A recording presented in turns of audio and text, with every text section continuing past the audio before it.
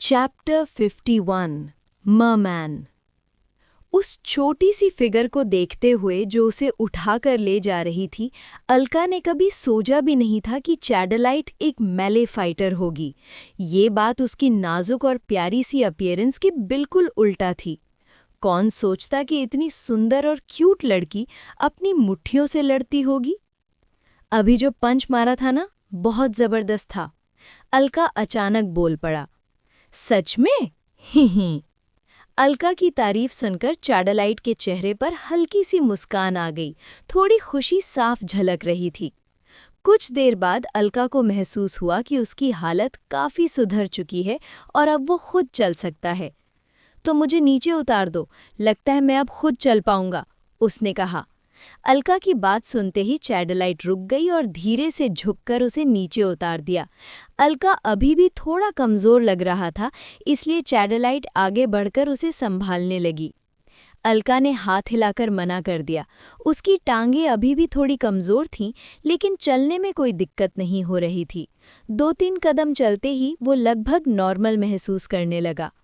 उसने पलटकर चैडलाइट की पीठ देखी। उसकी सफ़ेद सेलर यूनिफॉर्म पूरी तरह उसके खून से भीग चुकी थी। तुम ठीक हो? अलका ने पूछा। चैडलाइट को अपनी यूनिफॉर्म की जरा भी परवाह नहीं थी। उल्टा वो अलका को लेकर थोड़ी चिंतित लग रही थी। अलका ने सिर्फ हाँ में सर हिला दिया। दोनों अपनी रफ्तार धीमी करते हुए समुद्र की तरफ चल पड़े। इसी बीच अलका ने पूछा, उस क्लाउन के शरीर पर जो लाल कांटे थे वो क्या थे, और उसके घाव इतनी जल्दी कैसे भर जा रहे थे? इतनी तेज आग से जलने के बाद भी क्लाउन की मूवमेंट पर कोई असर नहीं हुआ था। उसके शरीर पर बने घाव उन खून जैसे लाल कांटों के चलते पल भर में भर जा रहे थे, इतनी तेज कि अलका अपनी आंखों से देख सकता था। लेकिन एक्स्ट्रा ऑर्डिनरी वर्ल्ड के बारे में कम जानकारी होने की वजह से उसे समझ ही नहीं आ रहा था कि वो चीज़ क्या थी। तब चैडलाइट को याद आया, अलका तो अभी अभी एक्स्ट्रा ऑर्डिनरी वर्ल्ड में आया है। थोड़ा सोचकर चैडलाइट ने जवाब दिया, वो ब्लड एंड फ्लैश थॉर्न्स हैं। ये एक स्पेल है जो निवेक ने मास्टर की है।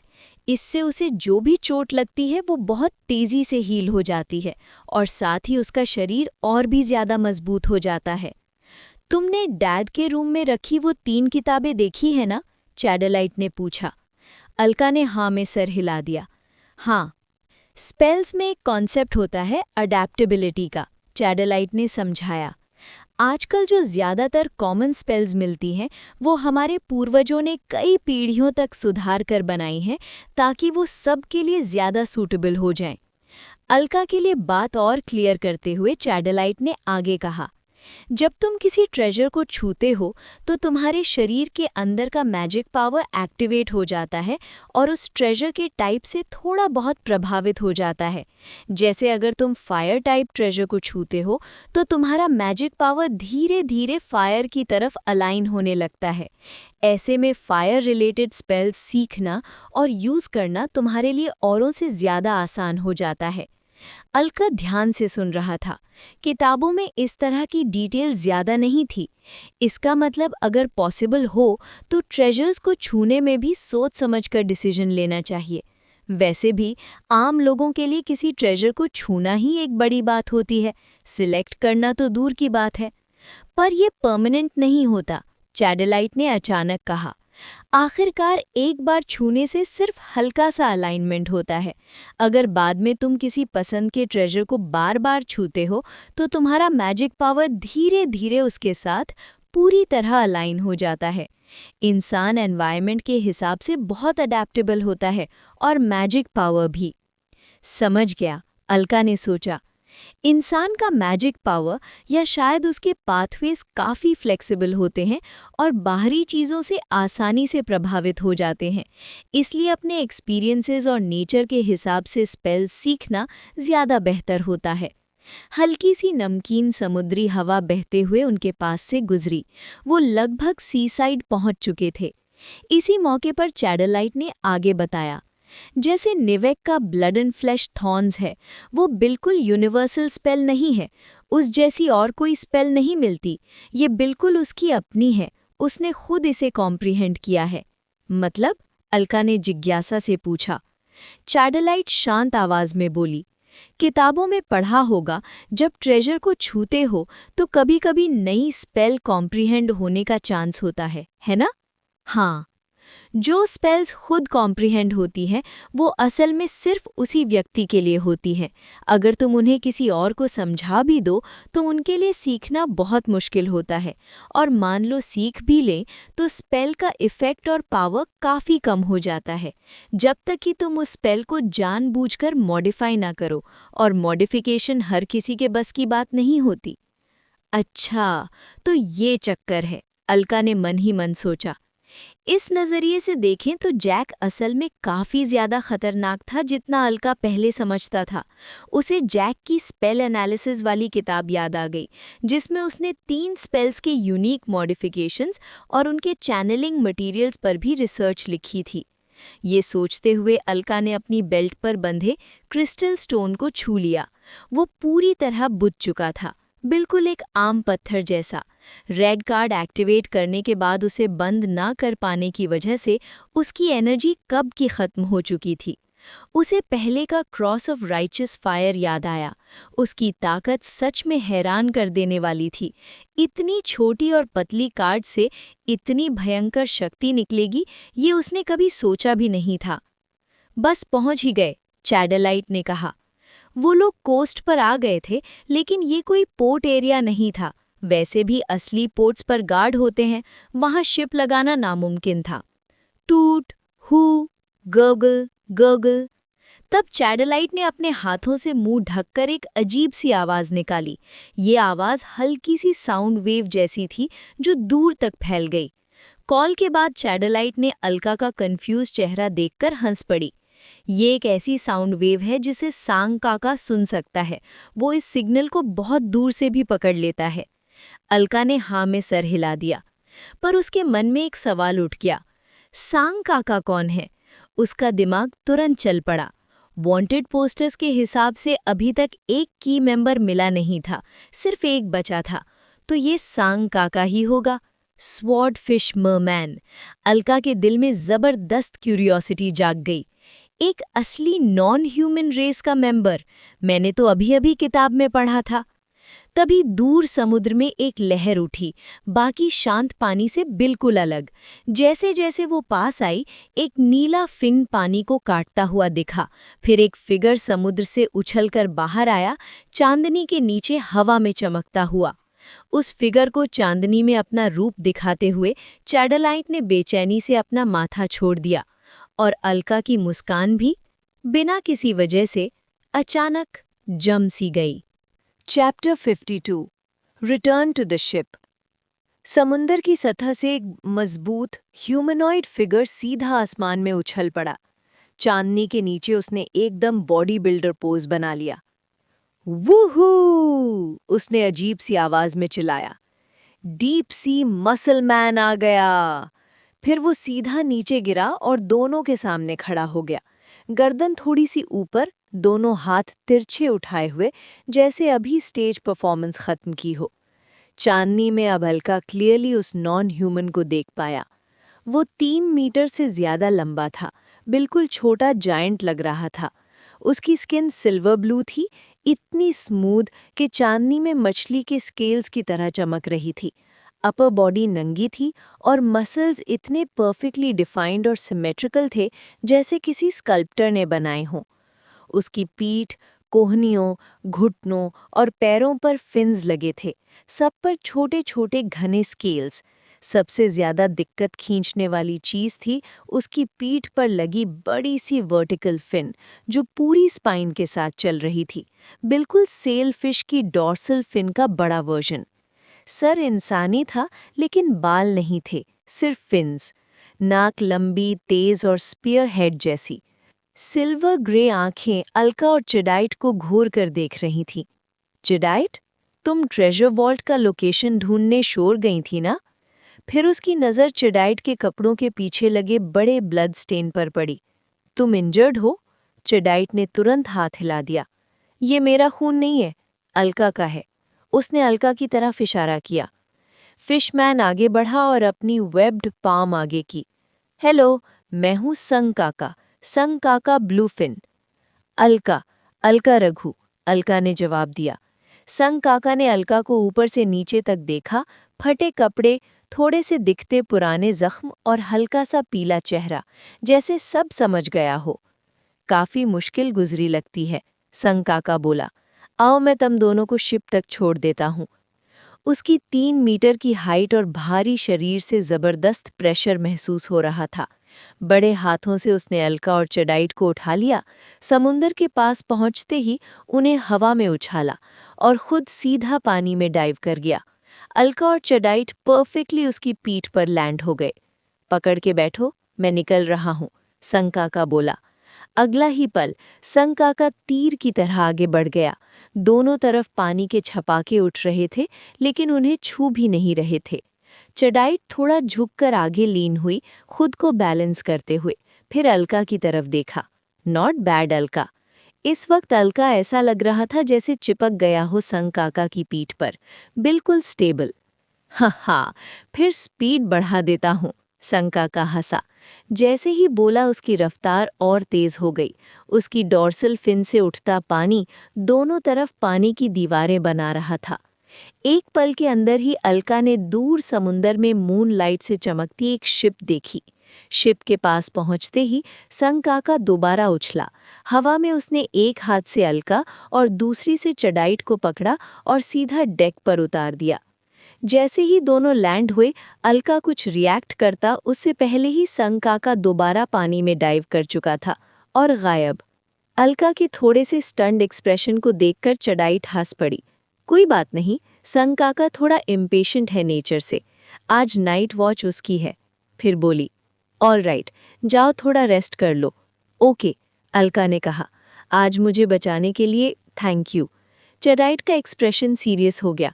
हम सब टीममेट्स हैं, मिशन के दौरान हमारे इंटरेस्ट्स एक जैसे होते हैं, ये नॉर्मल है, थैंक्स की ज़रूरत नहीं। फिर थोड़ा रुककर बोली, वैसे भी ऐसी बातें बाकी लोगों को पसंद नहीं आती। अलका ने समझते हुए सर हिला दिया। बातें करते करते दोनों अपने रूम्स के पास पहुंच गए। चडाइट का रूम अलका के बिल्कुल पास था, स्टर्न पैसेज का पहला कमरा। रूम में जाकर अलका ने अपने लगभग पूरी तरह से फटे कपड़े बदले और नया सेट पहना, फिर सीधा बेड पर गिर पड़ा, हल्की रोशनी में सीलिंग को घूरते हुए। आह! अचानक वो चिल्लाया और बेड के साइड पर जोर से मुक्का मारा। सब खत्म हो गया, बड़ा लॉस हो गया, उसके दिमाग में घूमा। भागते वक्त ध्यान ही नहीं दिया, विला में सूटकेस छूट गया। सारे पैसे, बुलेट्स, सब कुछ उसी में था। उसके फटे कपड़ों में बस एक चीज बची थी, मैजिक मिरर, जो भागते वक्त उसने जेब में डाल लिया था। मेटल पॉकेट वॉच जो 2 सिल्वर स्नेक्स की थी, टूट चुकी थी, और सूटकेस में जो कॉइन्स थे उनका तो हिसाब ही मत लगाओ। शोर जाते वक्त वो अपने सारे सिल्वर स्नेक्स प्लस परफॉर्मेंस से मिले 2 गोल्डन लीव्स और 6 सिल्वर स्नेक्स साथ ले गया था। अब डिस्गाइज के लिए खरीदा महंगा कपड़ा भी रैग्स बन चुका था। ये नुकसान तो सांस लेना मुश्किल कर रहा है। कम से कम 40 सिल्वर स्नेक्स का नुकसान, मतलब लगभग 1 और आधा गोल्डन सेल। उस क्लाउन का नाम क्या था? निवेक। निवेक, मैं तुम्हें नहीं भूलूंगा, अलका ने दांत पीसते हुए सोचा। गुस्से में उसने ऑयल लैंप बुझा दी और आंखें बंद कर लीं। दिल का दर्द और बॉडी की थकान लड़ रही थी, लेकिन आखिरकार थकान जीत गई। बेड साइड टेबल पर रखा मैजिक मिरर चांदनी में 2 बार हल्का सा चमका, फिर शांत हो गया। अलका को आखिरकार गहरी नींद आ गई। लगभग दोपहर को जाकर अलका अपने रूम से बाहर निकल पाया। उठ गए? चडाइट रेलिंग के पास खड़ी दूर समुंदर को देख रही थी। अलका की हालत देखकर उसने पूछा, सब ठीक है? थोड़ा और रेस्ट करना चाहोगे? अलका ने कांपते हाथ से इशारा किया, नहीं, थोड़ा मूव करना बेटर होगा। सुबह उठते ही पूरे शरीर में भयानक सोरनेस फैल गई थी, हर कदम मुश्किल लग रहा था। मैं मदद कर देती हूँ, चडाइट बोली और उसे संभाल लिया। Dining hall? उसने पूछा। और इस तरह चडाइट के सहारे अलका कैबिन के नीचे डाइनिंग हॉल तक पहुंचा। अंदर जाते ही अंकल मैट एक ट्रे ले आए और अलका के सामने रख दी। रिकवरी के लिए स्पेशली बनाया है, उन्होंने कहा। ट्रे में अजीब से मीट्स और कुछ अनोखी वेजिटेबल्स थीं। अलका ने क्यूरियोसिटी के साथ कुछ बाइट्स लिए। टेस्ट के साथ साथ जैसे ही उसने खाया, एक गर्म सी लहर उसके पूरे शरीर में फैल गई। दर्द और थकान धीरे धीरे कम होने लगी और उनकी जगह एक डीप सेंस ऑफ कंफर्ट आ गया। अलका ने पहली बार महसूस किया, शायद वो सच में सेफ था। चैप्टर 53 अनदर की मून वाइट सी फिश। अंकल मैट मुस्कुराते हुए बोला, कल रात स्पेशली संग काका ने पकड़ी थी तुम्हारे लिए। इसमें वनेसा के हर्ब्स भी ऐड किए गए हैं। बॉडी की फटीग रिकवर करने के लिए बेस्ट है। ये कहकर वो वापस किचन में चला गया। खाना खत्म होने के बाद अलका ने आलस भरी स्ट्रेच ली। क्रैक क्रैक, उसके शरीर की हड्डियां पटाखों की तरह बोली। आह, रिफ्रेशिंग। जैसे ही उसने चिल्लाया, उसकी पूरी थकान पल भर में गायब हो गई। ऐसा लगा जैसे पूरा बॉडी दोबारा जिंदा हो गया हो। पास ही खड़ी चैरिटी ये देखकर मुस्कुरा दी। चलो कैप्टन के रूम चलते हैं। डैड और बाकी लोग सुबह जल्दी लौट आए थे। अलका ने हाँ में सर हिला दिया। दोनों डेक पर गए और स्टर्न कासल में मौजूद कैप्टन के रूम का दरवाज़ा खोला। कैप्टन के रूम के अंदर बड़ा सा डेस्क हर तरह के डॉक्यूमेंट्स और मटेरियल से भरा हुआ था। ऑन्ड्रे और जेसन डेस्क के दोनों एंड्स पर बैठे हुए थे। दोनों के माथे पर गहरी लकीरें, कुछ ढूंढने में लगे हुए थे। कोने में एक बेंच पर संग काका बैठा था, या यूं कहें अपनी लंबी और भारी बॉडी को वहां समेटे हुए था। उसका सीन थोड़ा कॉमिकल लग रहा था। उसकी बिल्कुल हरकत ना देखकर लग रहा था कि वो सो गया है। जैसे ही अलका और चैरिटी अंदर आए, ऑन्ड्रे ने जेसन की तरफ देखा। बॉबी और वनेसा को बुला लाओ, अभी करंट सिचुएशन क्लियर करनी है, छोटी सी मीटिंग करते हैं। ऑन्ड्रे के शब्द सुनते ही जेसन तुरंत खड़ा हो गया, जैसे आज़ादी मिल गई हो, और तेजी से बाहर निकल गया। जाते जाते उसने अलका और चैरिटी को एक थोड़ा ऑकवर्ड सा वेव और स्माइल दे दिया। चैरिटी ने साइड से 2 चेयर्स खींचकर निकाली, एक अलका को दी और दोनों डेस्क के पास बैठ गए। कैप्टन के रूम का डेस्क इतना बड़ा था कि कमरे की लगभग 2/3 जगह घेर लेता था, सबके बैठने के लिए काफ़ी। ऑन्ड्रे ने भी गहरी सांस छोड़ी, कुर्सी पर पीछे टिक गया और अपनी कनपटियां मलने लगा। लगता है प्रोग्रेस स्मूथ नहीं चल रही डैड, चैरिटी ने मुंह पर हाथ रखकर हल्की सी हंसी दबाते हुए कहा। अपनी बेटी के थोड़े से छेड़ने वाले टोन को सुनकर ऑन्ड्रे ने उसे घूरा, फिर बोला, हाँ, बिल्कुल स्मूथ नहीं है। सब आ जाएं, फिर डिटेल में बात करते हैं। इस बीच अलका ने मौका देखकर डेस्क पर बिखरे डॉक्यूमेंट्स को देखना शुरू कर दिया। ज्यादा देर नहीं लगी, जेसन वापस आ गया। उसके साथ वनेसा और ओल्ड बॉबी भी थे। सब डेस्क के इर्द गिर्द बैठ गए। इसी वक्त जो संग काका अब तक सोया हुआ लग रहा था, थोड़ा हिला, लेकिन अपनी साइज और बिल्ड की वजह से बस साइड में ही बैठा रहा, सुनता हुआ। ऑन्ड्रे ने बात शुरू की। अलका ने जो लोकेशन बताई थी उसके बेस पर हम कल रात सर्च पर गए थे। हमें ट्रेजर वॉल्ट मिल गया। थोड़ा रुककर उसने आगे कहा, राउंड डिस्क की से वॉल्ट का दरवाज़ा तो खुल गया, लेकिन अंदर कोई ट्रेजर नहीं था।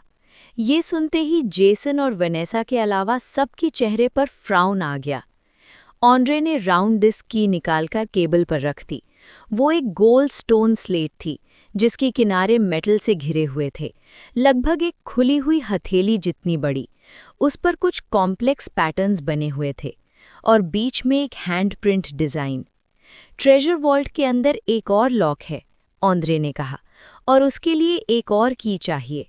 जेसन ने बात आगे बढ़ाई। उसने पीले पड़ चुके कागज़ों पर लिखे नोट्स निकाले। हमारी पिछले कुछ टाइम की रिसर्च के हिसाब से और आज सुबह दोबारा चेक किया, एक लार्ज ट्रेजर वॉल्ट खोलने के लिए उससे जुड़े हुए 2 और ट्रेजर वॉल्ट्स ढूंढने पड़ते हैं। उसने एक मैप खोला, ब्लड गोल्ड अलायंस का रफ मैप। उस पर 2 जगहों को सर्कल किया गया था। पहले खुले 2 लार्ज वॉल्ट्स के पैटर्न के हिसाब से हर लार्ज वॉल्ट के पास 2 छोटे वॉल्ट्स होते हैं। अरेंजमेंट कुछ ऐसा होता है, 2, 4, 6 और 8, 10, 12। वॉल्ट नंबर 4 और 10 लार्ज वॉल्ट्स हैं और वॉल्ट नंबर 11 पहले ही खुल चुका है। सब लोग मैप को ध्यान से देखने लगे। दोनों सर्कल्ड एरियाज के अंदर एक लार्ज और दो स्मॉल ट्रेजर वॉल्स काफी पास पास पाए गए थे, कभी एडजेसेंट आइलैंड्स पर, कभी एक ही आइलैंड पर। इसका मतलब था एक लार्ज ट्रेजर वॉल्ट मिल जाए तो उसके साथ के दो स्मॉल वॉल्ट्स का लोकेशन अंदाजा लगाया जा सकता है। बस वॉल्ट नंबर 11 ही अलग था, दूर समुद्र के बीच अकेला। तो मतलब, ओल्ड बॉबी ने भारी आवाज में पूछा, टोटल 4 लार्ज ट्रेजर वॉल्स और 8 स्मॉल ट्रेजर वॉल्स? ये सबसे लॉजिकल डिडक्शन लग रही थी, यानी कि 2+1 अरेंजमेंट। लेकिन अलका को ऑलरेडी पता था कि ट्रेजर इन्फॉर्मेशन के मुताबिक सिर्फ 3 लार्ज ट्रेजर वॉल्स थे और उनके साथ सिर्फ 6 स्मॉल वॉल्स। बाकी 3 स्मॉल वॉल्स अलग कैटेगरी के थे। लेकिन अभी ये बात बताने का कोई फायदा नहीं था। बिल्कुल, जेसन ने कंटिन्यू किया, अभी जो लार्ज ट्रेजर वॉल्ट हमने ढूंढा है वो नंबर 3 है। पहले जो स्मॉल वॉल्ट मिला था वो नंबर 1 था, इसलिए काफ़ी ज़्यादा चांस है कि इसका corresponding vault treasure vault number 5 होगा। उसने मैप पर इशारा किया।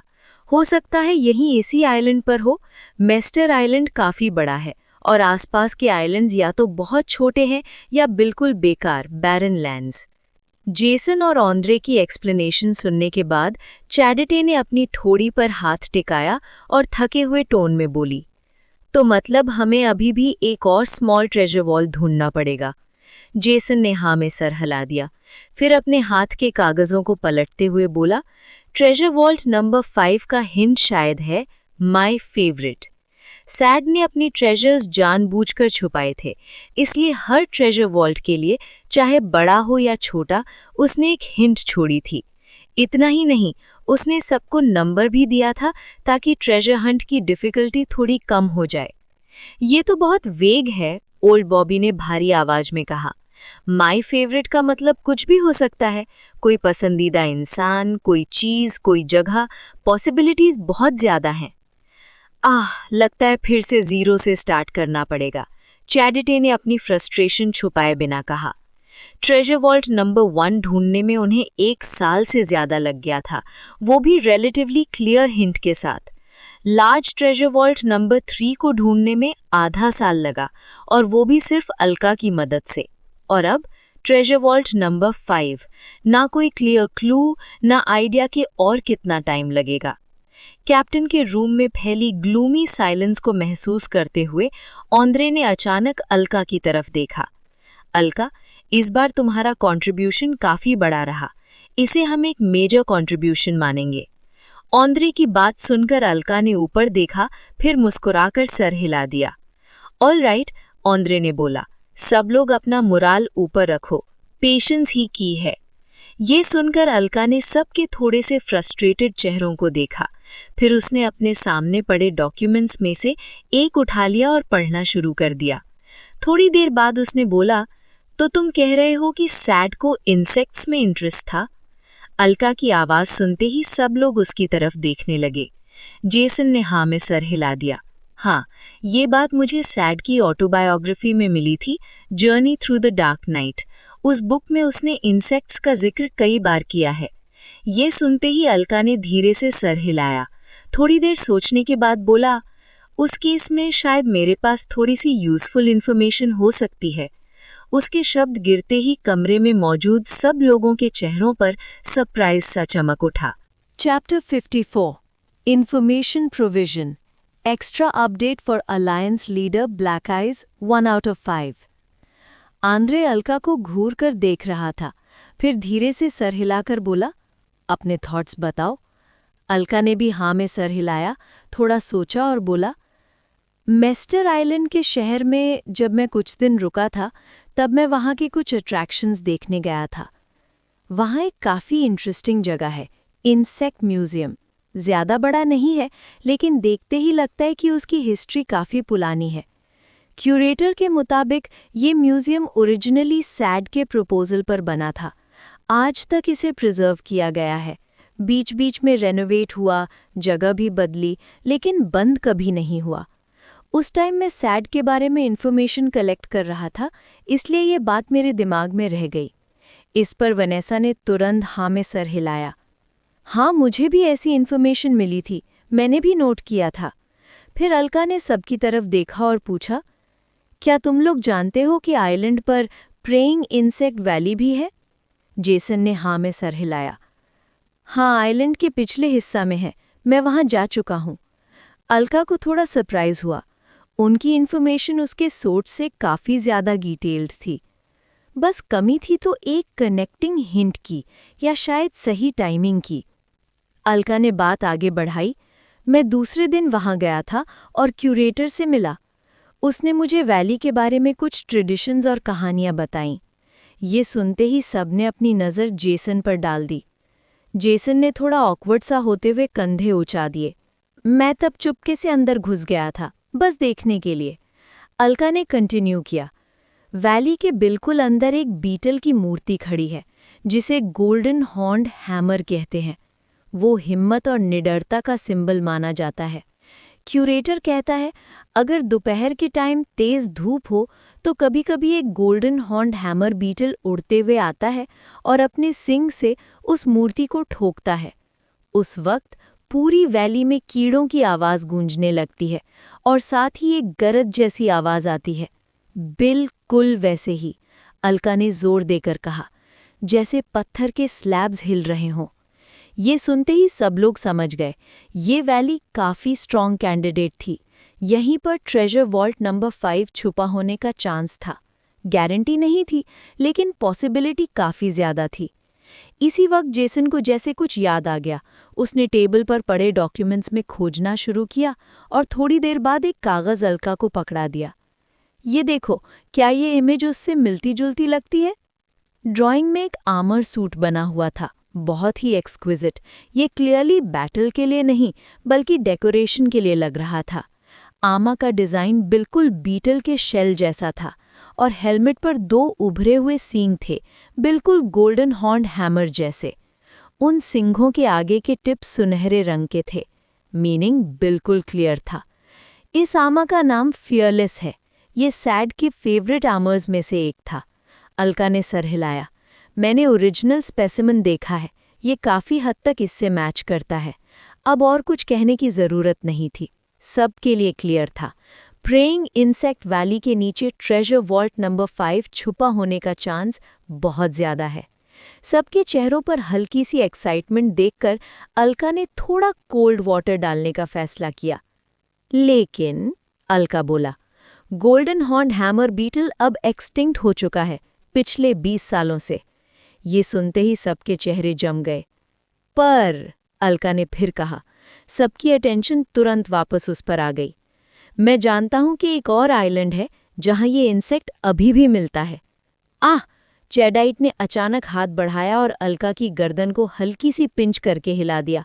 तुम प्लीज एक ही बार में पूरी बात बोल दिया करो।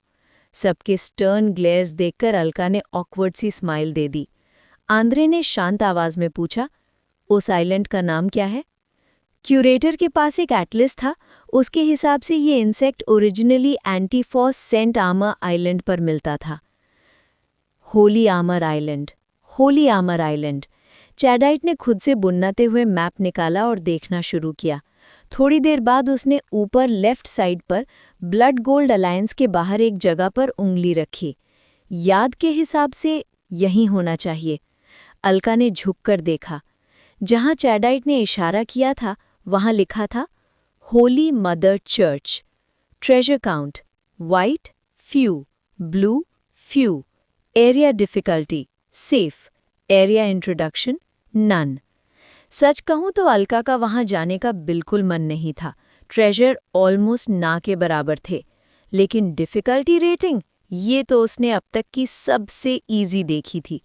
ब्लड गोल्ड अलायंस खुद एक काफ़ी सेफ मैरिटाइम एरिया माना जाता था। नेवल फ्लीट्स हर वक्त पेट्रोल करती रहती थी। फिर भी होली मदर चर्च का एरिया उससे भी ज़्यादा सेफ था। इसका मतलब था, अगर रूल्स फॉलो करो और नॉर्मल बिहेव करो तो ऑलमोस्ट कोई डेंजर नहीं। फैक्शन का कंट्रोल बहुत टाइट था। बस प्रॉब्लम ये थी कि ट्रेजर बहुत कम था। चैडाइट ने मैप पर उंगली रखे रखे आंद्रे की तरफ देखा। आंद्रे भारी सोच में डूबा हुआ था। अलका ने सबके एक्सप्रेशंस देखे। क्या इस जगह में कुछ और भी खास है? उसने सोचा। इसी वक्त आंद्रे बोला, बॉबी, तुम और मैं प्रेइंग इंसेक्ट वैली जाकर चेक करते हैं, देखते हैं नीचे कोई स्पेस है या नहीं। बॉबी ने हाँ में सर हिलाया, स्ट्रेच ली और उठ खड़ा हुआ। फिर आंद्रे ने अलका की तरफ देखा और कहा, अगर नीचे जगह निकली तो हम तुरंत गोल्डन हॉर्न हैमर ढूंढने निकलेंगे और तुम्हारे लिए एक स्पॉट रिजर्व रहेगा। ये सुनते ही अलका के चेहरे पर चमकती हुई स्माइल आ गई। उसने जोर से सर हिला दिया। आंद्रे ने जेसन की तरफ भी देखा। तुम भी तैयार रहना। ये कहकर आंद्रे और बॉबी दोनों बाहर निकल गए। जैसे ही आंद्रे गया, जेसन तुरंत भागकर अलका को जोर से गले लगाकर फिर जोर जोर से हिलाने लगा। तुम अभी अभी आए हो और प्रॉब्लम सॉल्व हो गई? मुझे 2 साल लग गए। मैं कितना यूजलेस हूँ, बिल्कुल यूजलेस। बताओ जरा, तुम्हारे दिमाग में आखिर चलता क्या रहता है? अलका ने आंखें घुमाई और मुश्किल से अपना आप छुड़ाया। फिर चैडाइट की तरफ देखकर पूछा, क्या इस जगह में कुछ अलग है? तुम लोग थोड़े अजीब रिएक्ट कर रहे थे। जेसन ने उसे थोड़ा अजीब सा देखते हुए पूछा, आंद्रे ने तुम्हें बताया नहीं? अलका ने ना में सर हिला दिया।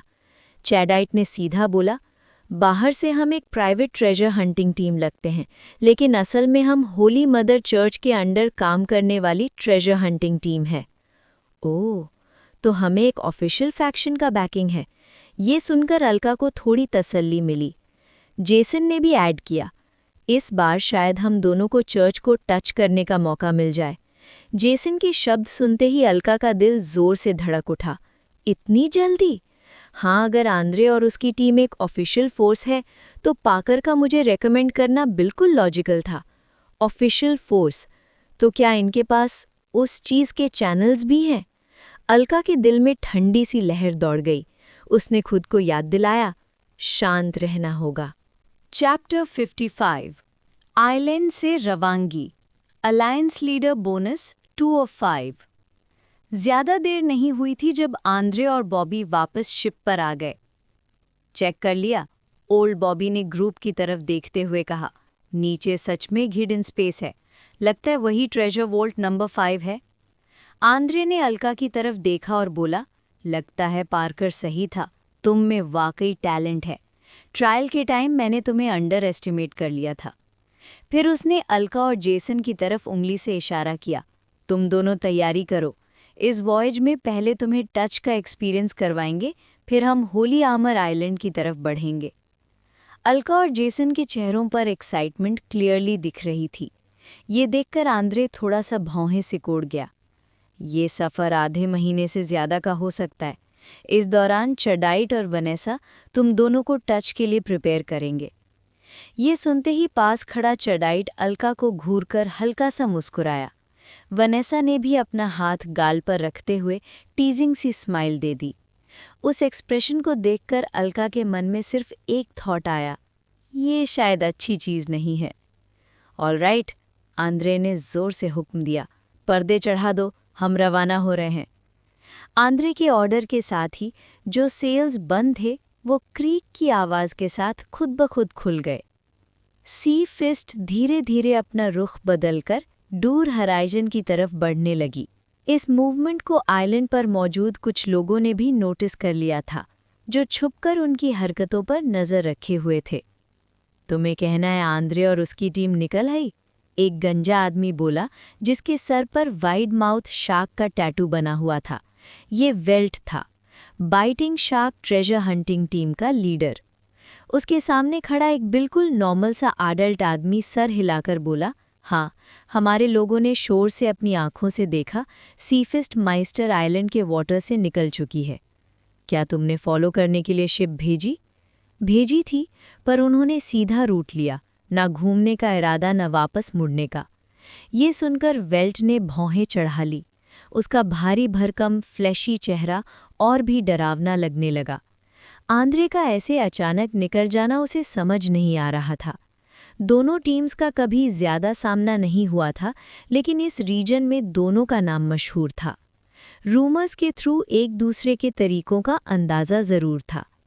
वेल्ट शुरू से ही जानता था कि वो आंद्रे को पूरी तरह रोक नहीं सकता।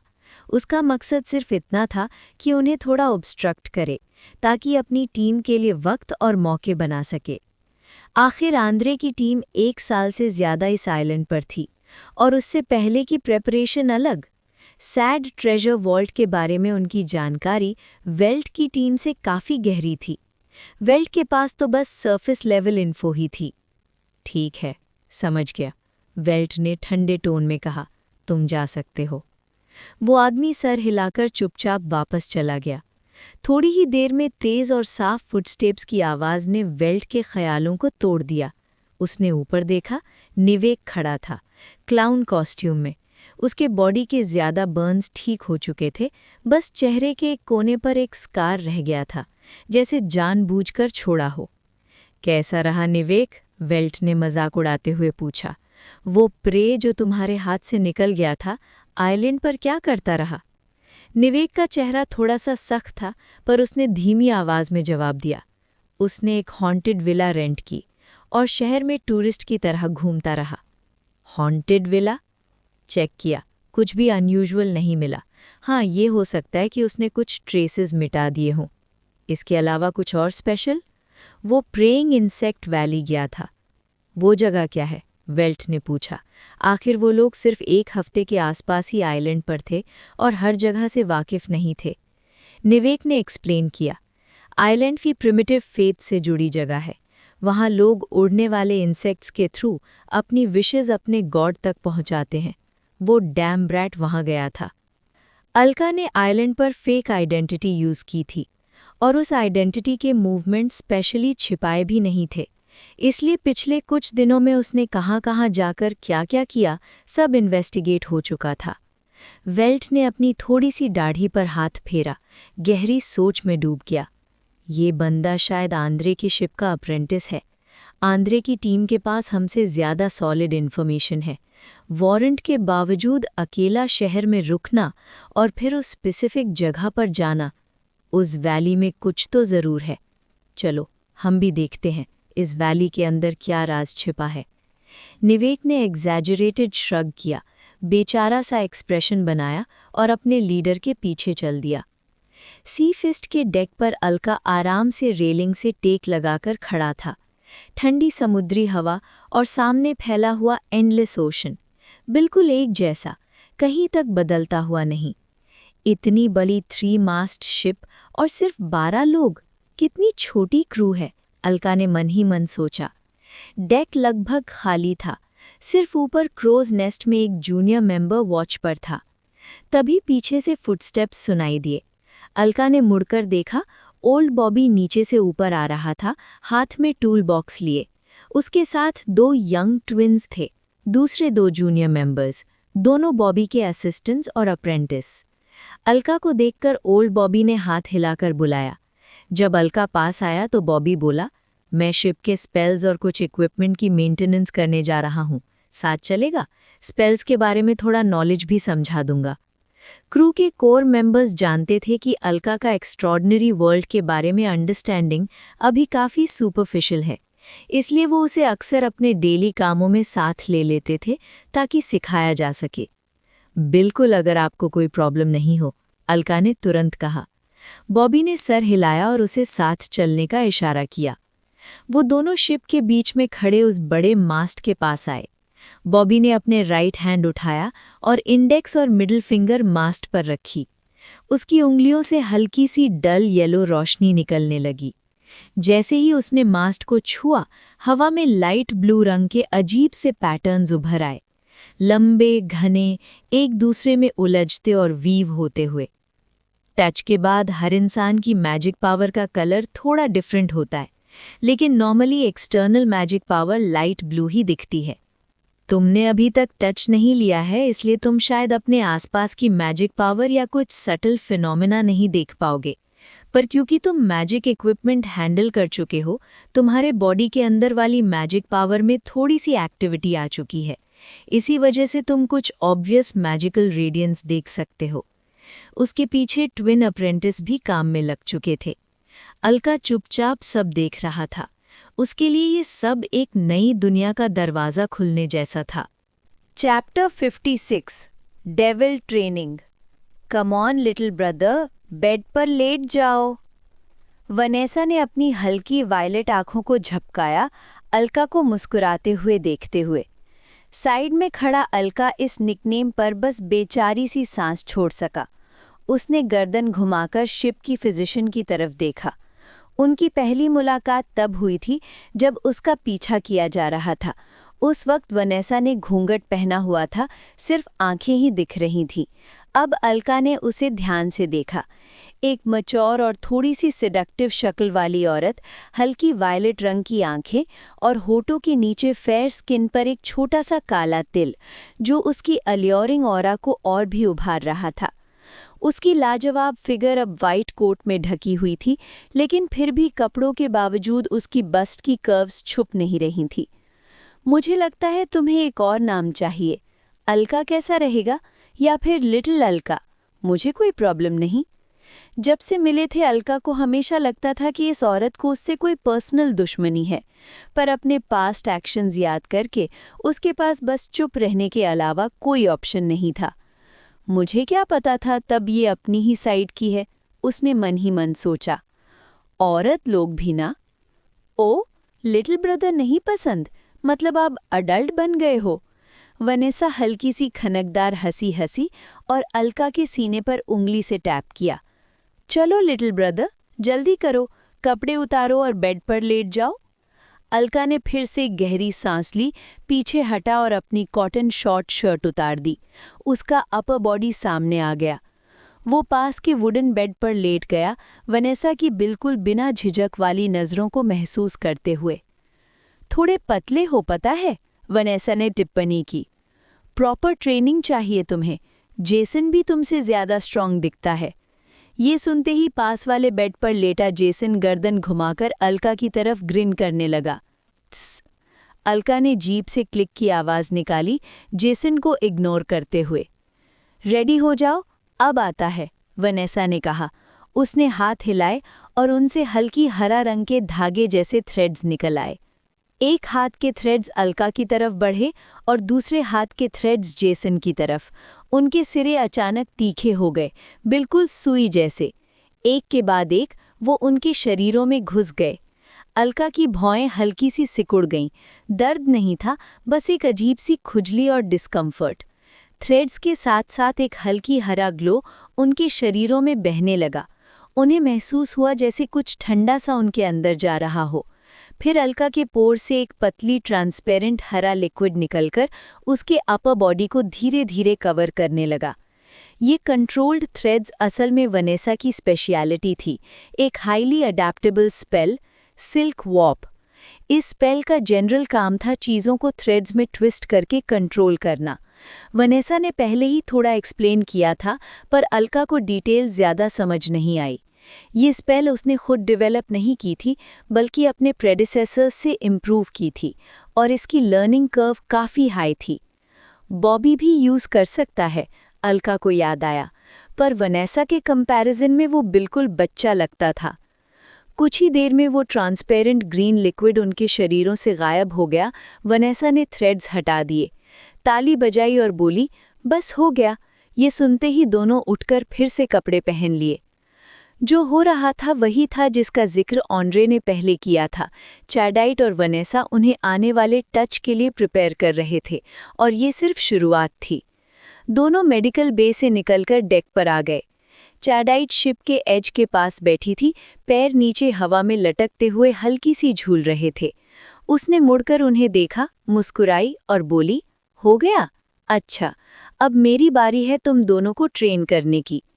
जैसे ही उसने बोला, उसके पैरों के नीचे सिल्वर रोशनी चमकी और उसका फिगर पल भर में गायब हो गया। रेडी हो? चैडाइट की खुशमिजाज आवाज़ उनके पीछे से आई।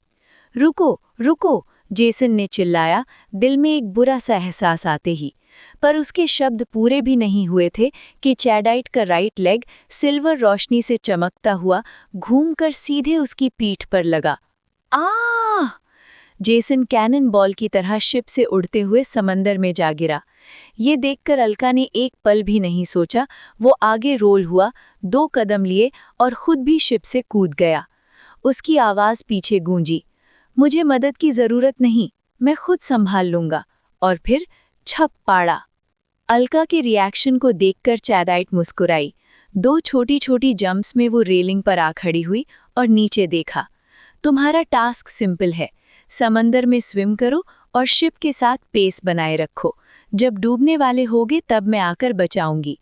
ये सुनते ही पानी में पड़े अलका और जेसन ने मजबूरी में स्विम करना शुरू कर दिया। अच्छी बात ये थी कि ये एक ओशन वर्ल्ड था, यहाँ लगभग सबको स्विम करना आता था और स्किल्स भी ठीक-ठाक थीं। पर चाहे स्विमिंग कितनी भी अच्छी हो, स्टैमिना की भी एक लिमिट होती है। शिप ने जानबूझकर स्पीड कम रखी थी, फिर भी दोनों मुश्किल से 10 मिनट टिक पाए, उसके बाद धीरे-धीरे पीछे रहने लगे। वो देख सकते थे कि शिप उनसे दूर होती जा रही है। चलो, चलते रहो।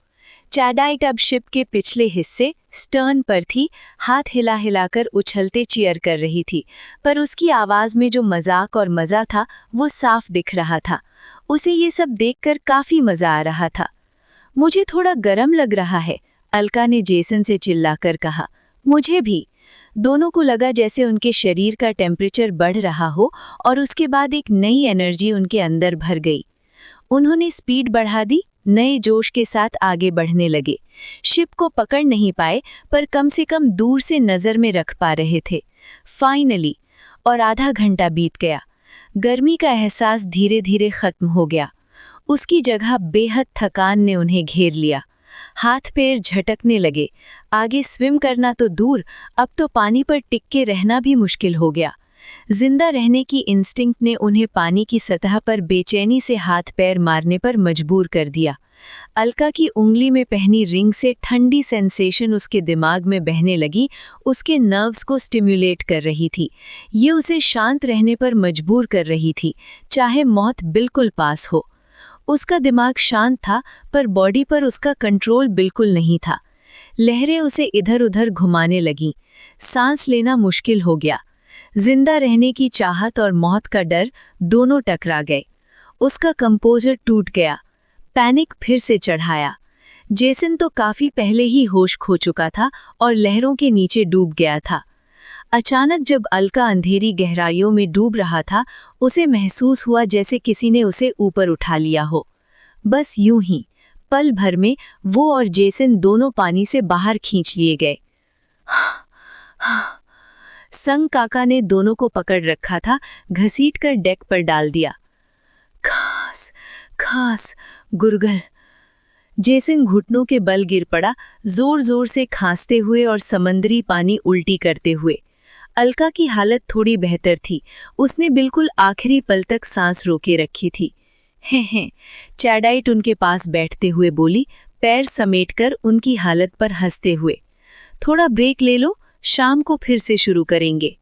Chapter 57 Maritime Log Blood Alliance Calendar Year 456 June 13 समंदर पर सफ़र बोरिंग एज हेल होता जा रहा है। लगता है मुझे डायरी लिखना शुरू कर देना चाहिए। चलो आज से ही शुरू करते हैं। Captain future log blood alliance calendar year 456 जून 16 आज फिर से डेविल ट्रेनिंग। एक बार फिर लगा जैसे मौत सीधा गर्दन पर सांस ले रही हो। आज 40 मिनट से ज़्यादा निकाल लिए। ब्लड अलायंस कैलेंडर ईयर 456 जून 20 अब मुझे पूरा यकीन हो गया है, चैडाइट को भी अपने टाइम में बिल्कुल ऐसे ही ट्रेनिंग से गुजरना पड़ा होगा, तभी आज हमें इतना पिटते हुए देखकर इतनी खुश रहती है। जरा सी भी ग्लोटिंग छुपाने की कोशिश नहीं करती। ब्लड अलायंस कैलेंडर ईयर 456 जून 21 आज 1 घंटे का मार्क तोड़ दिया, feeling damn good. Blood alliance calendar year 456 जून 22 रोज अपनी इम्प्रूवमेंट देखना सच कहूँ तो काफ़ी एक्साइटिंग लगने लगा है। आज 1 घंटे 5 मिनट तक सर्वाइव किया। ब्लड अलायंस कैलेंडर ईयर 456 जून 25 ऑनरे ने कहा ट्रेनिंग ऑलमोस्ट कंप्लीट हो चुकी है। अब हमारे बॉडी के कंडीशन में द टच एक्स्ट्रा नुकसान नहीं करेगा। फाइनली उस नाइटमेयर ट्रेनिंग का एंड, पर रिकॉर्ड वही अटक गया, 1 घंटे 42 minutes. Blood alliance calendar year 456 जून 26। डेविल ट्रेनिंग खत्म होते ही अजीब लग रहा है, थोड़ा मिस भी कर रहा हूँ। लगता है मुझी में कुछ गड़बड़ है। ब्लड अलायंस कैलेंडर ईयर 456 जून 27। रोज रोज बस selling, boring is hello. Blood alliance calendar year 456 June 28। Same समंदर, सेम होराइजन, कितना डल है यार। ब्लड अलायंस कैलेंडर ईयर 456 जून 29। Board. Bang bang bang, deck के ऊपर से डल आवाजें आईं। एल्का ने राइट हैंड में पिस्टल उठाया और थोड़ी दूर लगे टारगेट पर फायरिंग शुरू कर दी। उसके अलावा जेसन भी वहीं था। शिप लाइफ इतनी बोरिंग हो जाती है कि खुद ही एंटरटेनमेंट ढूंढना पड़ता है, इसलिए हम दोनों ने शूटिंग प्रैक्टिस शुरू कर दी। नीचे के डेक में एमो का भंडार भरा पड़ा है, यूज ना करें तो वेस्ट ही है। नंबर 3 पिस्टल राउंड्स भी पूरे मिल रहे हैं, रियल प्रैक्टिस का परफेक्ट मौका। बेस्ट मार्क्समैन भी शार्प रहने के लिए पहाड़ों जैसा एमो खर्च करते हैं। इस वक्त जेसन दोनों हाथों में अलग अलग मॉडल के रिवॉल्वर्स पकड़कर फायरिंग कर रहा था, मेरे साथ ही ट्रेनिंग। एल्का ने अपनी पिस्टल के बुलेट्स खत्म किए, सिलेंडर पॉप किया और लाइटनिंग स्पीड में रीलोड कर दिया। फिर पिस्टल को हाथ में 2 बार घुमाया और बैरल से अपनी टोपी का ब्रिम हल्का सा टैप किया, बिल्कुल शो ऑफ की तरह। भाई, तू ये करता कैसे है? जेसन ने सारी शर्म छोड़ दी और पास आ गया, आंखों में प्योर क्यूरियोसिटी। उसे लगता था एल्का बाकी चीज़ों में एवरेज होगा, पर गन्स के साथ जो स्टाइल है वो काफ़ी टेम्पटिंग है। स्पेशली सिलेंडर पॉप करके रीलोड करना, बिल्कुल स्टेज मैजिक जैसा स्मूथ और सैटिस्फाइंग। सीखना है? एल्का ने पूछा। हेल या, जेसन तुरंत बोला। सीखना है तो सिखा दूंगा, एल्का मुस्कुराया, फिर पिस्टल को दोनों तरफ से चेक किया। बॉबी सच में कमाल का है, ट्वीक करने के बाद ग्रिप और भी परफेक्ट लगती है। इस नाइटमेयर ट्रेनिंग के अलावा एल्का ने सबसे ज़्यादा टाइम बॉबी के साथ क्राफ्टिंग स्किल्स सीखने में लगाया था। उसने दोनों पिस्टल्स में छोटी छोटी मॉडिफिकेशंस भी करवाई थीं, सिर्फ अपने कंफर्ट के हिसाब से। ये सुनकर जेसन ने अपनी दोनों पिस्टल्स देखीं। लगता है मुझे भी बॉबी से थोड़ा काम करवाना पड़ेगा। सोचना क्या, जेसन तुरंत गन्स उठाकर लोअर डेक की तरफ चल पड़ा। एल्का भी डिनर लेने के बहाने साथ हो लिया। उसके बाद अपनी कैबिन में लौट आया। तब तक सूरज ऑलमोस्ट समंदर के नीचे छुप चुका था, सिर्फ हल्की पीली रोशनी बाकी थी। हमारी स्पीड देखकर लगता है कुछ ही दिन में डेस्टिनेशन आ जाएगा। बेड पर लेटा, बेड साइड के नाइट स्टैंड पर रखे मैजिक मिरर को देखता हुआ एल्का ने बेचारी सी मुस्कान के साथ सिर हिलाया। फिर उठकर डेस्क के पास गया और एक बुक उठाकर पलटने लगा। जैसे जैसे रात गहरी हुई, साइड में रखी ऑयल लैंप जल उठी। शिप धीरे धीरे बिल्कुल शांत हो गया। रूम में सिर्फ पेजेस पलटने की हल्की आवाज थी। पता ही नहीं चला, डेस्क पर ही आंख लग गई। अध नींद में लगा जैसे मैं फिर से उस अंधेरी दुनिया में आ गया हूँ। अब जब उसने महसूस किया कि वापस आ चुका है, एल्का बिल्कुल पैनिक नहीं हुआ, अब तो आदत हो चुकी थी। शिप पर वापस आने के बाद मैजिक मिरर कभी-कभी उसे खींच लेता था, सिर्फ एक ही रीजन से, उसे बात करनी होती थी। तुम्हारी मैजिक पावर अभी भी इतनी बेजान क्यों है? एक धुंधली सी हवा सी आवाज अंधेरे में गूंज उठी। एल्का ने मन ही मन अपनी बात पहुंचाने की कोशिश की। यहाँ बोलना जरूरी नहीं था, बस अपने ख्यालों को फोकस करना होता था। जो कहना हो उस थॉट को दिमाग में जोर से एको करना होता था। मिरर के अंदर फंसा हुआ शख्स सीधा मतलब समझ लेता था। अभी शिप पर ही हूँ, द टच शुरू भी नहीं हुआ, ओवरनाइट मिरेकल एक्सपेक्ट कर रहा है क्या? समझ गया, मतलब ज्यादा टाइम हुआ ही नहीं। ये बात एल्का को लॉजिकल लगी। ये सोचकर उसे क्यूरियोसिटी हुई। तुम इतने सालों से यहाँ फंसे रहे हो, बिना टाइम ट्रैक किए, पागल कैसे नहीं हो गए? मैं डीप स्लीप में जाता ही नहीं। सोते हो तो टाइम का एहसास नहीं होता, इसलिए टाइम दिमाग खराब नहीं करता। वैसे भी सोल ट्रैपिंग डीमन मिरर किसी को नुकसान पहुंचाने के लिए नहीं बना था। इसका असली पर्पस सोल्स के लिए एक शेल्टर बनना था, कमज़ोर सोल्स के लिए एक जगह जहां वो रेस्ट कर सके। क्या ये चीज़ तो अच्छी निकली? Of course. पर तुम मेरी थॉट्स मत पढ़ना, ठीक है? आह, वो मैं खुद कहना चाहता था ना। यहाँ ऐसा ही होता है, जो थॉट्स ज़्यादा स्ट्रांग हो जाए वो सुनाई देने लगता है। बस एल्का अपने मन में रैंट कर रहा था। लगता है कंप्लेन करने का अर्ज इतना स्ट्रांग था कि वो भी बोलने वाली बात जितना लाउड हो गया। यहाँ प्रॉपर बात करनी हो तो अपनी इंटेंडेड बात को ही दिमाग में डोमिनेंट रखना पड़ता है, वरना एक सार्केस्टिक थॉट भी पकड़ा जाता है। ये जगह सच में पेन है। कुछ नहीं कर सकता। अगर तुम्हारी मैजिक पावर थोड़ी लाइवली होती तो मैं नॉर्मली बात कर पाता और बाहर की दुनिया भी देख पाता। वो पार्ट भी मैं बोलना नहीं चाहता था। अच्छा छोड़, तो तुम किस एरा के हो वैसे? एल्का से रहा नहीं गया। ईयर ऑफ रेडियंस, मोकेस कैलेंडर ईयर 14655। क्या तुमने सुना है? बिल्कुल नहीं। रुको, कैलेंडर 14,000 साल से ज्यादा चला? ये तो हद से ज्यादा लंबा है। अक्सर कैलेंडर उस पावर के साथ खत्म हो जाते हैं जो उन्हें बनाती है। क्या सच में 10,000 प्लस ईयर्स चलने वाली सिविलाइजेशंस होती है? फैंटेसी वर्ल्ड में भी ये थोड़ा ज्यादा लगता है। मोकेश कैलेंडर किसी एक पावर ने नहीं बनाया था, ये एक गॉड का कैलेंडर था। ये सुनते ही एल्का के सिर में तेज दर्द सा चुभा। तुम मेंटली थक गए हो, अगली बार बात करेंगे। इतना कहकर वो अंधेरी दुनिया से बाहर फेंक दिया गया। एल्का होश में आया, डेस्क पर सिर टिकाए, आंखें पूरी खुली हुई। Chapter 58 Holi mother church.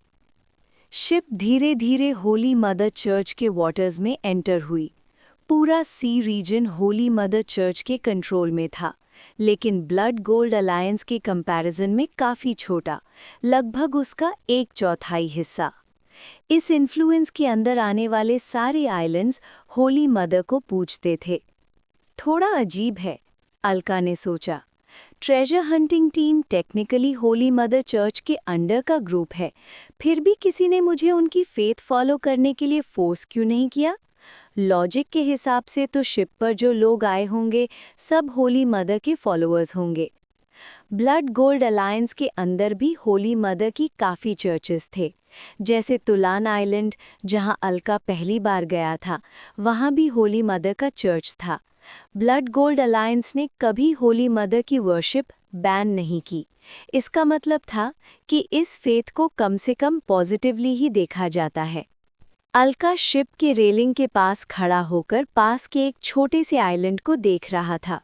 वहां कोई बड़े शिप्स नहीं थे, बस दूर दूर तक कुछ फिशिंग बोट्स दिख रही थी। शायद कोई खास आइलैंड नहीं है, उसने सोचा। हम इस आइलैंड पर क्यों जा रहे हैं? अल्का ने जेसन से पूछा, जो उसके पास खड़ा सी ब्रीज एंजॉय कर रहा था। जेसन ने समझाया, पेपर पर हम एक प्राइवेट ट्रेजर हंटिंग टीम है, इसलिए हम डायरेक्टली होली मदर कैथीड्रल तक ओपनली सेल नहीं कर सकते, यहीं डॉक करना पड़ेगा, समझे? अल्का ने सर हिला दिया। तो फिर यहाँ से किसी और शिप से कैथीड्रल जाएंगे? जेसन ने फिर से नोट किया। शिप धीरे से पोर्ट में घुसी और बर्थ पर लग गई। अल्का ने पोर्ट को देखा, ये बस मुश्किल से उनकी 3 मास्टेड शिप को अकोमोडेट कर पा रहा था। सच में इम्पोर्टेंट आइलैंड नहीं लगता, उसने सोचा, लेकिन फिर भी एक प्रॉपर पोर्ट होना भी बुरी बात नहीं थी। सब लोग डेक पर इकट्ठा हो गए। ऑन्ड्रे ने क्रू को देखा और बोला, कोई है जो इस बार हमारे साथ आना चाहता हो? जवाब में ऑलमोस्ट कंप्लीट साइलेंस था, किसी को भी इंटरेस्ट नहीं था। ऑन्ड्रे ने थोड़ी थकान भरी साई ली। अच्छा ठीक है, तुम सब यहीं आइलैंड पर हमारा वेट करो। फिर उसने अल्का और जेसन को देखा और हल्का सा नॉड किया। टीम डिस्पर्स हो गई। अल्का और जेसन ऑन्ड्रे के साथ शिप से नीचे उतरे। आगे एक बिल्कुल ऑर्डिनरी सा टाउन था, गोल्डन व्हीट आइलैंड से थोड़ा ही बेहतर। ऑन्ड्रे उन दोनों को टाउन के बीच से ले जाता हुआ पीछे की तरफ एक चर्च के सामने ले आया। अल्का ने ऊपर देखा, ये उसकी जिंदगी का पहला होली मदर चर्च था। बिल्डिंग ग्रेश वाइट स्टोन से बनी थी, जिससे एक ठंडी गंभीर सी फीलिंग आ रही थी, जैसे सफ़ेद दीवार पर छाया पड़ गई हो। दोपहर की तेज धूप भी चर्च को चमक नहीं दे पा रही थी।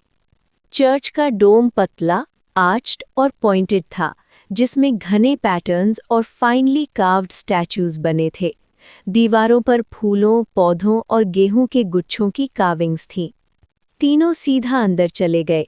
बीच में गहरे मिट्टी रंग का कार्पेट था, दोनों तरफ रोज में बेंचेस। आगे एक मूर्ति खड़ी थी, एक औरत जैसी शक्ल, गोद में एक शिशु, पैरों के पास एक बच्चा और हाथ में गेहूं का गुच्छा। ये? अलका ने अपने पास खड़े ऑन्ड्रे में देखा। ऑन्ड्रे ने अपनी छाती पर हाथ क्रॉस करके भक्ति से प्रार्थना शुरू कर दी। ये प्रेयर पोस्चर? तब अलका को पूरी तरह समझ आ गया। होली मदर कोई और नहीं, स्टोन मदर ही है, बस नाम अलग है। एक डिवाइन के मल्टीपल टाइटल्स होना बिल्कुल नॉर्मल बात है।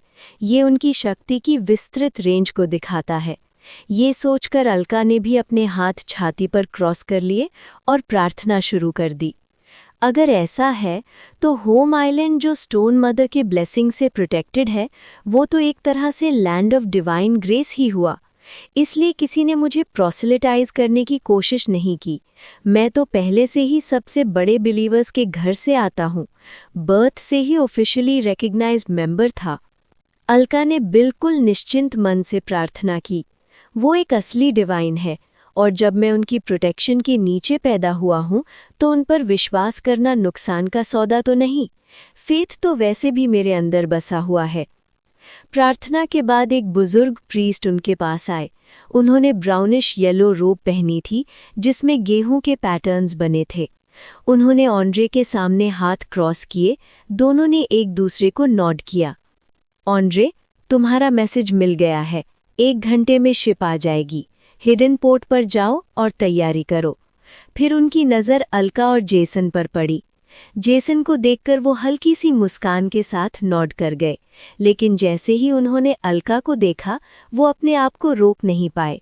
उन्होंने अलका के सिर पर प्यार से हाथ फेर दिया। अच्छा बच्चा, उन्होंने कहा।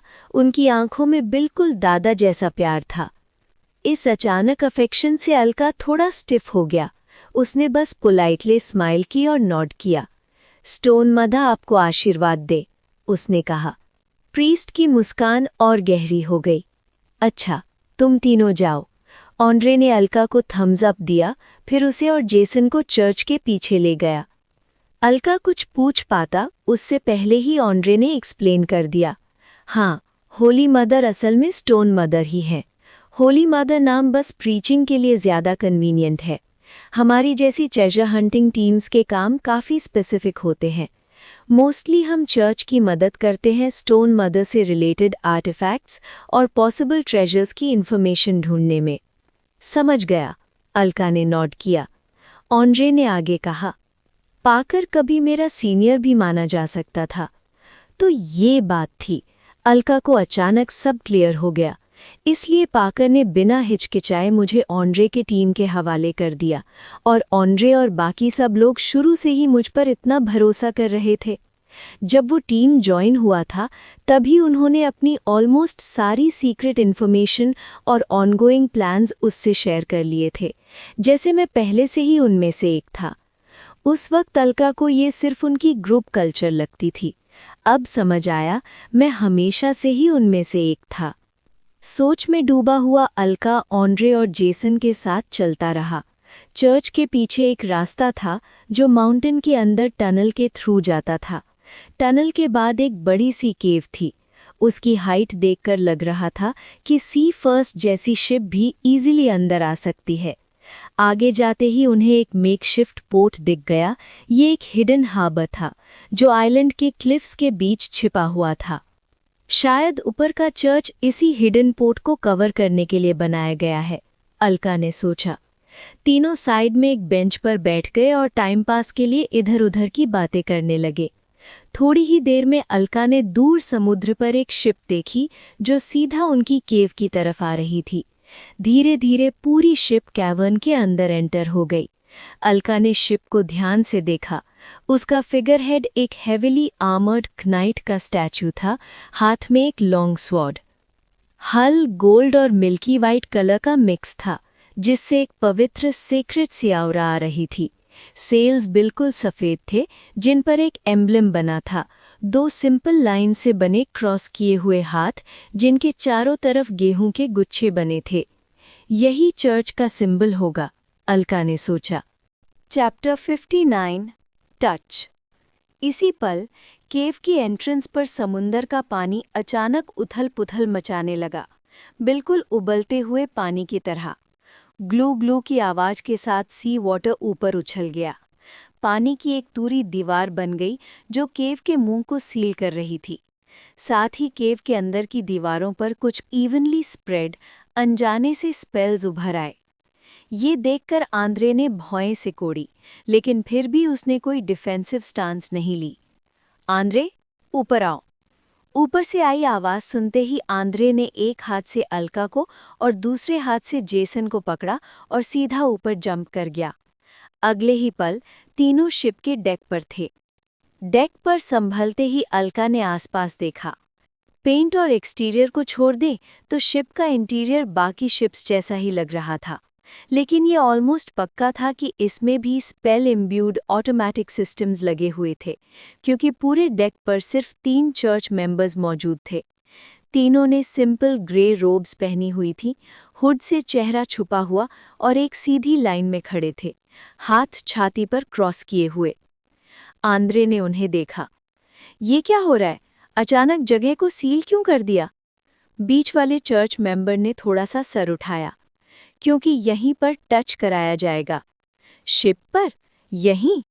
आंद्रे की आवाज में साफ हैरानी थी। फिर उसने तुरंत पूछा, ट्रेजर को यहाँ लाना ज्यादा रिस्की नहीं है क्या? असल में वो कहना चाहता था, क्या ये थोड़ा ज्यादा ही ड्रामा नहीं हो रहा? चर्च मेंबर ने कामली जवाब दिया, आज बिशप एलान मदर डीटी की गोद में वापस जा चुके हैं। ग्रेट कैथीड्रल में इस वक्त बहुत ज़्यादा बिलीवर्स इकट्ठा हो रहे हैं मॉर्निंग के लिए। अभी वहाँ जाना ठीक नहीं। आंद्रे ने सर हिला दिया जैसे समझ गया हो। फिर भी उसके मन में ये सवाल रह गया कि इतना खास ट्रेजर बाहर लाने की ज़रूरत ही क्या थी? अगर थोड़ा वेट करना प्रॉब्लम नहीं था तो रुक ही जाते। बीच वाला चर्च मेंबर फिर बोला, टाइम कम है, जल्दी से इन दोनों का टचिंग सेरेमनी करवा देते हैं, ठीक है? ये सुनते ही आंद्रे ने और कोई सवाल नहीं किया। जो 2 चर्च मेंबर्स साइड में खड़े थे, अब तक बिल्कुल चुप, उन्होंने धीरे धीरे अपने हाथ आगे बढ़ाए। उनके हाथों से हल्की रोशनी निकलने लगी। बाईं तरफ से एक अजीब सी ट्रांसपेरेंट लाइट निकली, बिल्कुल फोकस्ड बीम जैसी। दाईं तरफ से एक नर्म मिल्की वाइट रोशनी, होली लाइट की तरह। बाएं वाली ट्रांसपेरेंट लाइट के अंदर एक मास्क उभराया, जैसे मिरर सरफेस से बना हो। उसका चेहरा आसपास का पूरा सीन रिफ्लेक्ट कर रहा था। दाएं वाली मिल्की वाइट रोशनी के अंदर सुनहरे गेहूं के कानों से बना एक सर्कलेट था, बहुत सिंपल, बिल्कुल सादा। तुम दोनों चूज कर सकते हो, चर्च मेंबर ने कहा। जो ट्रेजर तुम टच करना चाहते हो वो चुनो। ये सुनते ही अलका और जेसन दोनों टेंस हो गए। उनके कानों में बस अपने दिल की धड़कन गूंज रही थी, धक धक धक धक। आंद्रे थोड़ा सा रुका, फिर उनके कंधों पर हाथ रखकर हल्का सा टैप किया। अगर समझ नहीं आ रहा तो बीच में खड़े हो जाओ, आंखें बंद करो और सीधा आगे चलते जाओ, जो मन कहे उसे फॉलो करो, आंद्रे ने कहा। उसने ये पहले नहीं बताया था क्योंकि उसे लगा ही नहीं था कि इन्हें चूज करने का ऑप्शन मिलेगा। ये सुनकर दोनों ने एक दूसरे को देखा, फिर एक साथ आंखें बंद की और आगे बढ़ने लगे। अलका ने जैसे ही आंखें बंद की, उसे डायरेक्शन का कोई लॉस महसूस नहीं हुआ, शायद रिंग की वजह से। कोई और अजीब सेंसेशन भी नहीं आई, वो बस सीधा चलता रहा। अचानक उसने महसूस किया कि कोई उसके बिल्कुल सामने खड़ा है। उसने आंखें खोल दी। वो मिरर मास्क के सामने खड़ा था। मैं तो सीधा चला था, फिर लेफ्ट साइड पर कैसे आ गया? उसने हुड पहने चर्च मेंबर को देखा, चेहरा पूरी तरह छुपा हुआ। उसके हाथ के आगे मिरर मास्क हवा में फ्लोट कर रहा था। मास्क की सरफेस बिल्कुल शीशे जैसी थी, जिसमें अलका अपना चेहरा क्लियरली देख सकता था, लेकिन उस रिफ्लेक्शन के साथ साथ उसे अपनी यादों के गहरे कोने से एक और चेहरा भी झलकता हुआ महसूस हुआ, साफ भी और धुंधला भी। टच। चर्च मेंबर की आवाज उसके पास से आई। अलका ने थूक निगली, धीरे से अपने हाथ आगे बढ़ाए और मिरर सरफेस को छू लिया। कांप। अगला ही पल अलका ने महसूस किया, उसका पूरा शरीर अंदर से हिलने लगा। हाथ, पैर, दिल, दिमाग, सब कुछ जैसे उसके ब्लड वेसल जिंदा हो गए हों, अपनी मर्जी से फड़क रहे हों। खून की रफ्तार तेज हो गई। उसके अंदर कुछ नया पैदा हो चुका था। एक गहरी बर्फ सी ठंडी सेंसेशन सीधा उसके दिमाग में घुस गई। आंखें बंद होने के बावजूद उसे जोर का चक्कर आया। वो अपने शरीर पर कंट्रोल रखने की कोशिश कर रहा था, लेकिन होश धीरे धीरे धुंधला होने लगा। फिजिकल सेंसेशंस डल हो रही थीं। उसके दिमाग में एक रेक्टेंगुलर फ्रेम उभरा। बीच में एक पतला सा आई जैसा सिंबल था, बिल्कुल मिरर सरफेस की तरह फेंट रोशनी छोड़ता हुआ। फिर वो धीरे से फेड हो गया और गायब हो गया। उसी पल चक्कर का एहसास खत्म हुआ। अलका ने फिर से अपने शरीर पर कंट्रोल महसूस किया। उसके अंदर कुछ नया बह रहा था। ये चीज उसके अपने हाथ पैरों की तरह कंट्रोल की जा सकती थी। अलका ने इसे मूव करने की कोशिश की, लेकिन वो अभी बिल्कुल अनाड़ी था, जैसे कोई छोटा बच्चा पहली बार खड़ा होने की कोशिश करे, लड़खड़ाता हुआ।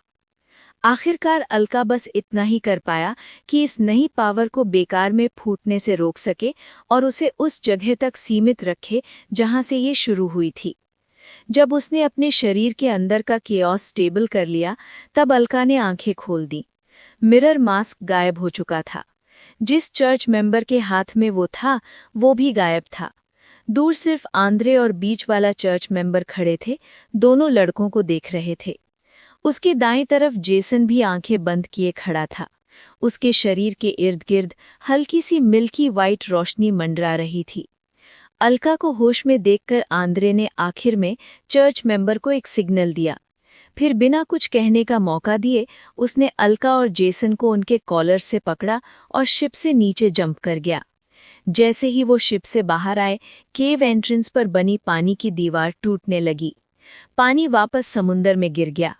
केव की दीवारों पर बने रून्स गायब हो गए। सुनहरी शिप धीरे धीरे केव से बाहर निकल गई। शिप के पूरी तरह गायब होने के बाद ही आंद्रे ने दोनों लड़कों को देखा। उस वक्त अलका और जेसन दोनों ही थोड़े से लॉस्ट लग रहे थे। बाहरी दुनिया का उन्हें कोई होश नहीं था। दोनों अपनी नई पाई हुई शक्ति को समझने में डूबे हुए थे, अपने अंदर बह रही मैजिक पावर को महसूस करते हुए, बिल्कुल उन छोटे लड़कों की तरह जिन्हें अभी अभी नए खिलौने मिले हों।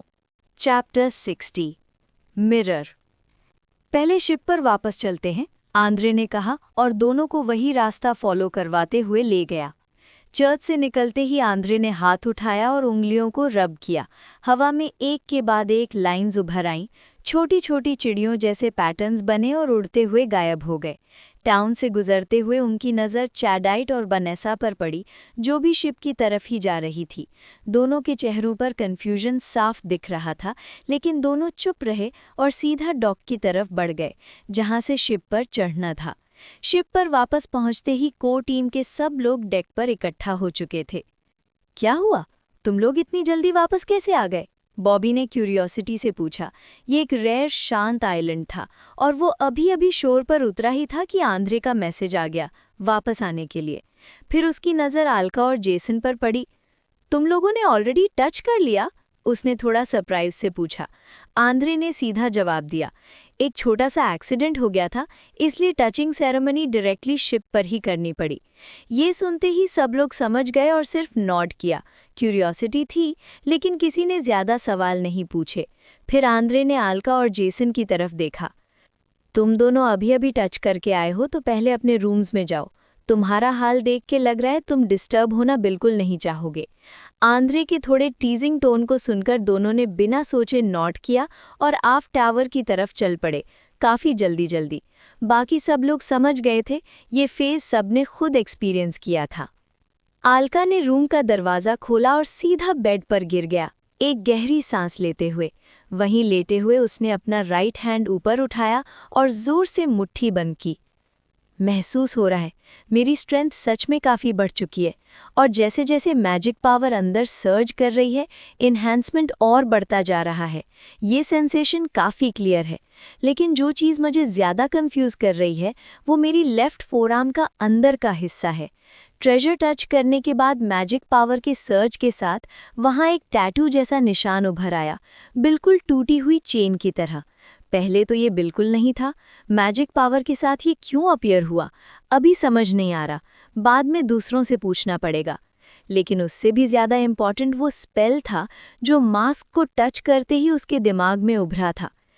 वो रेक्टेंगुलर शेप वाला स्पेल, बीच में एक लंबा आई शेप्ड कैरेक्टर। जब वो स्पेल मेरे माइंड में अपीयर हुआ तब मुझे उसकी सारी इन्फॉर्मेशन इंस्टेंटली पता चल गई। इन्फॉर्मेशन कुछ ऐसी थी, मिरर। इस स्पेल का काम है मैजिक पावर गाइड करने के बाद एक मिरर क्रिएट करना।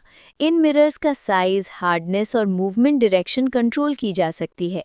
इन्हें मिड एयर में ड्रॉ किया जा सकता है। फंक्शन बहुत सिंपल है, मैजिक पावर कंज्यूम करो और मिरर बनाओ। शायद इसीलिए ये स्पेल इतना इजी लग रहा है, आल्का ने सोचा। मिड एयर में स्पेल ड्रॉ करना यूजुअली बहुत प्रैक्टिस और बहुत रिफाइंड मैजिक पावर कंट्रोल मांगता है, लेकिन अभी ट्रेजर टच किया है, मैजिक पावर भी अभी एक्टिवेट हुई है, फिर भी मैं इजीली मिड एयर मिरर्स बना पा रहा हूँ। ये मेरी टैलेंट की वजह से नहीं, ये स्पेल खुद ही बहुत सिंपल है। ये सोचकर आल्का पलट गया, बेड के एज पर बैठ गया और अपना राइट हैंड ऊपर उठाया। थोड़ा ऑकवर्ड तरीके से उसने अपनी मैजिक पावर कंट्रोल की, उसे राइट हैंड में चैनल करते हुए। लगभग 10 सेकंड लगे मैजिक पावर को सर्च करने में। फिर उसके दिमाग में रून उभरी, एक रेक्टेंगुलर फ्रेम, बीच में आई शेप्ड सिंबल, मिरर रून। रून से हल्की सी ट्रांसलूसेंट रोशनी निकल रही थी। उसकी हथेली पर एक पाम साइज्ड गोल मिरर बन गया, सीधा खड़ा हुआ, धीरे धीरे हवा में फ्लोट करता हुआ। मेरा बनाया हुआ मिरर कंप्लीटली कंट्रोल में है। जैसे ही ये थॉट आया, मिरर उसकी मर्जी के हिसाब से घूमने लगा। वो उसके अराउंड लगभग 6-7 मीटर तक घूमा, फिर थोड़ा स्टिफ हो गया। मूवमेंट थोड़ी ऑकवर्ड सी लगने लगी। स्मूथ फील नहीं आ रही, प्रैक्टिस चाहिए। ज़्यादा प्रैक्टिस के साथ मैं इसे और दूर तक और स्मूथली उड़ा पाऊंगा। आल्का ने उंगली छटकाई, स्नैप। दूर हवा में लटकता मिरर तुरंत टूट गया। उसके टुकड़े जमीन पर गिरने से पहले ही हवा में डिसॉल्व हो गए। ये देखकर आल्का ने अपनी ठोड़ी पर हाथ टिका लिया। कैसे कहूँ, ये स्पेल थोड़ा वीक सा लगता है, थोड़ा यूजलेस भी, लेकिन फिर भी ये मेरे सिस्टम के साथ बिल्कुल परफेक्टली फिट बैठता है और मेरे दिमाग में इसके यूज़ के आइडियाज़ ऑलरेडी आ चुके हैं। आखिरकार जो मैजिक टेक्निक आल्का यूज़ करता था वो सब जैक के नॉलेज से आई थी। मैजिशियन के नाम से मशहूर ट्रेजर हंटर जैक को फाइट तो करनी ही पड़ती थी, इसलिए उसकी लेगेसी में मैजिक को कॉम्बैट में यूज़ करने के बहुत सारे आइडियाज़ और एक्सपीरियंसेस थे। सबसे क्लासिक एग्जाम्पल आल्का की फ्लाइंग कार्ड टेक्निक। आज भी बिना रिंग के वो इसे परफेक्टली यूज़ कर सकता था। कार्ड्स को कंट्रोल करना, उन्हें आँख में घुमाना, स्पिन करवाना, सब इजीली। पावर भी काफ़ी स्ट्रॉन्ग थी, बिल्कुल थ्रोइंग नाइव्स जैसी। अब जब वो ऑफिशियली टचर बन चुका है और उसके पास मैजिक पावर है, तो कॉम्बैट मैजिक टेक्निक्स और भी इफ़ेक्टिव हो सकती हैं। एक ऐसा मिरर जो फ्रीली फ्लोट करे, फ्रीली क्रिएट हो और फाइट के बीच शेप और पोजीशन बदल सके, ये डेफिनेटली उसके काम आ सकता है। दूसरों के लिए शायद ये बस एक ऑन डिमांड मिरर बनाने वाला स्पेल हो, ज़्यादा स्ट्रॉन्ग नहीं, लेकिन मेरे लिए ये परफेक्ट है। फिर आल्का ने कलाई घुमाई और एक कार्ड उसके हाथ में आ गई, सिल्वर ग्रे कलर की, जैक की छोड़ी हुई 3 स्पेल कार्ड्स में से एक। अब जब मेरे पास मैजिक पावर है तो इन स्पेल कार्ड्स को हाथ में पकड़कर मैं और भी ज़्यादा महसूस कर सकता हूँ। जैसे मैजिक पावर चैनल करके इनकी फ़्लाइट स्पीड और पावर बढ़ा सकता हूँ, माइक्रो लेवल पर इनकी फ़्लाइट पाथ भी कंट्रोल कर सकता हूँ, और सबसे बड़ी बात, स्पेल की इफ़ेक्ट का ड्यूरेशन भी कंट्रोल हो सकता है। जैसे रेड कार्ड जिसका स्पेल है क्रॉस ऑफ राइटियस फायर, पहले इसका ड्यूरेशन फिक्स 3 सेकेंड्स होता था, अब मैं खुद डिसाइड कर सकता हूँ कि ये कितनी देर तक चले। इन कार्ड्स के मटेरियल्स को देखते हुए लगता है अब नई प्रिपरेशन शुरू करनी पड़ेगी। अपने थॉट्स क्लियर करके और अपनी इंटरनल मैजिक पावर के फ्लो के साथ अडैप्ट होकर अलका खड़ा हुआ और बाहर निकल आया। उसी वक्त उसे शिप की वाइब्रेशन महसूस हुई। शिप फिर से सेल कर रही थी। आफ्ट टावर के पास वाले कॉरिडोर में उसकी मुलाकात जेसन से हो गई, जो अभी अभी एक रूम से बाहर आ रहा था। दोनों ने एक दूसरे को देखकर मुस्कुरा दिया। जेसन तुरंत पास आया। तू कौन सा ट्रेजर टच करके आया है? ट्रेजर टच करते ही उसका नाम ऑटोमेटिकली पता चल जाता है। Mental mask. और तेरा? मेरा क्राउन ऑफ हार्वेस्ट। नाम सुन के तो ज़्यादा पावरफुल नहीं लगता। कोई स्पेल ग्रास्प हुआ? स्पेल? नहीं, रुक, तेरा हुआ क्या? अलका ने बस हाँ में सिर हिला दिया। जेसन का एक्सप्रेशन फ्रीज हो गया, फिर धीरे से बोला, साला तू बिल्कुल अनबिलीवेबल है।